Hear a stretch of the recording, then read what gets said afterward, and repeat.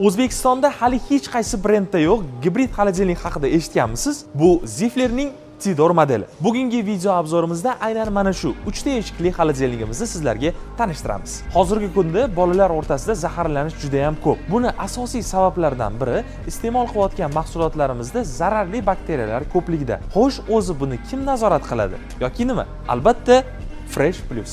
Fresh Plus bu ko'mir filtr bo'lib, bu yerdagi barcha zararli bakteriyalarni o'ziga tortib oladi va havoni tozalab beradi. Endi siz go'sht saqlash uchun alohida morozelnik sotib olishingiz shart emas, chunki sizda bir vaqtning o'zida ham xolodilnik, ham morozelnik sifatida foydalansa bo'ladigan qulaylik bor. Ushbu xolodilnigimiz ko'p funksiyaliligi bilan ajralib turadi. Masalan, siz bu yerda bir vaqtning o'zida 3 ta qulaylikdan foydalanishingiz mumkin.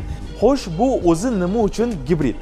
Odatda biz ko'rgan xolodilniklarda morozelnik hamda xolodilnik cheklangan sig'imda bo'ladi.